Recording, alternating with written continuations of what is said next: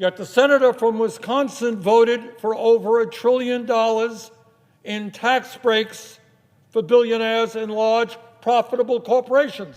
Senator Bernard Sanders tore into Republican Senator Ron Johnson. Now, this is over Bernie Sanders' amendment of supporting direct payments of $1,200 for each adult in the U.S., and I believe $500 per child.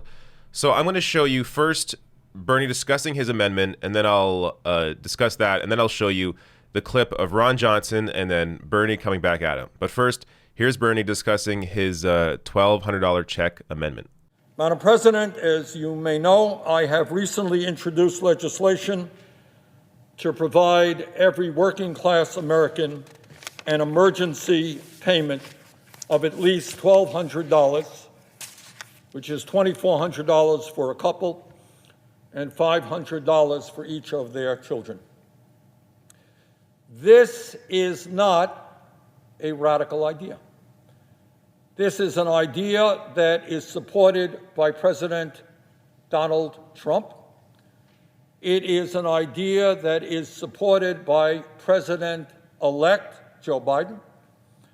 It is an idea, by the way, that according to a recent poll is supported by 75% of all Americans, including 77% of Democrats and 72% of Republicans.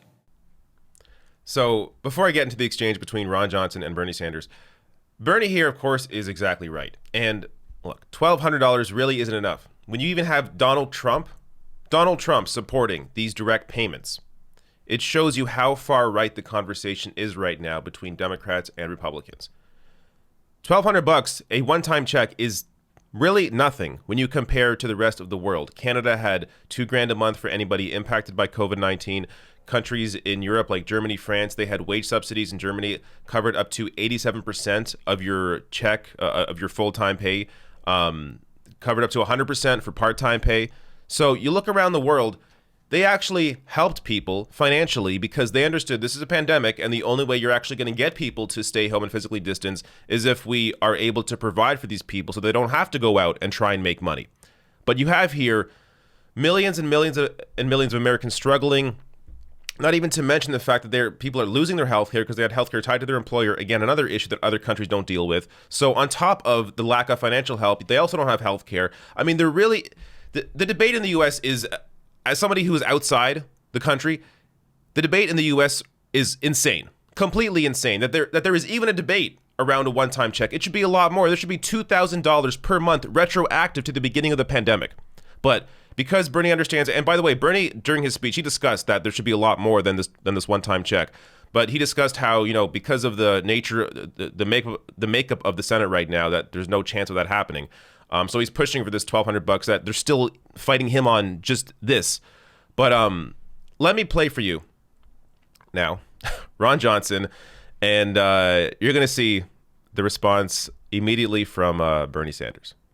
Madam President, we're $27.4 trillion in debt today.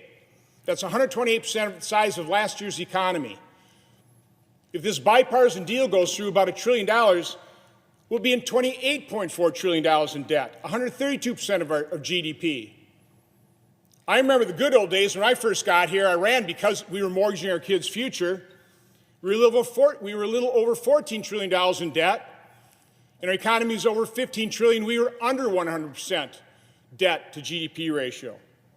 So again, Madam President, I'm not heartless. I want to help people. I voted to help people.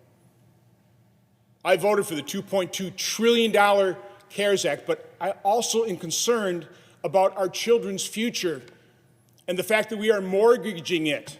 We do not have an unlimited checking account. We have to be concerned about these things. Senator from Wisconsin talks about the deficit. Yet the senator from Wisconsin voted for over $1 trillion in tax breaks for billionaires and large profitable corporations. That's okay. Senator from Wisconsin voted for a bloated military budget, $740 billion. That's okay. Senator from Wisconsin supports hundreds and hundreds of billions of dollars in corporate welfare. A senator from Wisconsin threw out some numbers. Let me throw out some other numbers. Half of the people in this country are living paycheck to paycheck. Millions of workers are trying to survive on starvation wages of 10 or 12 bucks an hour. 90 million people are uninsured or underinsured, can't afford to go to a doctor. 19 million families spending half of their limited incomes on housing. Madam President, today we have the most severe hunger crisis in America that we have had in decades. Children in this country are going hungry, while 500,000 people are homeless, and many millions more fear eviction. Today, as a result of the pandemic, not only do we have the worst healthcare crisis in 100 years, but the worst economic crisis since the Great Depression. So, Madam President, I say to my colleague from Wisconsin, I will not support proposals that do not provide a nickel in unemployment benefits, not a nickel in direct relief to tens of millions of low-income and middle-income families. There you go. Once again, Bernie Sanders actually fighting for people. And Ron Johnson, I'm not done with him. Bernie touched on, a lot of it in terms of him supporting, the bloated defense budget, him supporting tax cuts for the rich. But let's get a little deeper into that. As Jacobin writes here, Republican Senator Ron Johnson led the fight to give himself a tax cut of up to $205,000. Now, he is citing budget concerns to block emergency $1,200 checks as America faces mass starvation. A little more on that. Johnson, who was worth an estimated $39 million, led the fight in 2017 to create special tax breaks for so-called pass-through businesses or real estate shell companies. Johnson was one of several Republican senators who backed the last-minute provisions inserted in the bill and who listed income from those pass-through entities on their federal financial disclosure forms. Based on those federal filings, Johnson stood to personally reap up to $205,000 from the tax provisions he championed. So, I'm going to try to hold back and not swear or be too rude here, but this guy is a piece of work.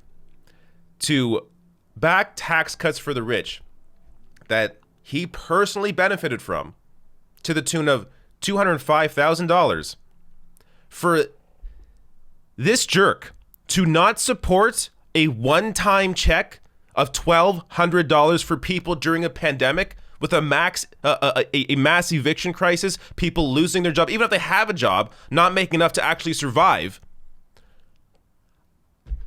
These people are completely disconnected from reality. Completely. And to be honest, that's fair. It's generous to say that he's disconnected. The reality is he probably is not disconnected. I'm sure he realizes how bad things are, but he doesn't care. Because as long as he's rich, who cares? It's amazing that anybody votes for assholes like this. People have to become more informed on who your senators are. Ron Johnson, this guy has to see a serious challenge. I don't know how somebody this greedy, who clearly does not care about anybody but himself, how does somebody like this continue to remain in power when you have the ability to vote him out? It is just shocking. And just on Bernie's amendment, I was surprised to see largely more conservative, or if you want to be generous, moderate Democrats come out to support Bernie's amendment here. Chuck Schumer, minority leader, supporting Bernie's $1,200 amendment live on the Senate floor. Of course, he's also afraid of a primary challenge from the left in a couple of years, which very likely to happen. So you're going to see Chuck Schumer be a little more open to some of these ideas. He's also been pushing $50,000 in student debt cancellation as well. So he's going to be this is why it is so important to primary conservative Democrats, because you put the fear in the heart of people like Chuck Schumer. to the point that they actually begin supporting some great pieces of legislation. So good on Bernie Sanders here for fighting for this, and be aware of who your representatives are, who your senators are, and ensure that they're actually fighting for you and not massive corporations and their own pocketbook.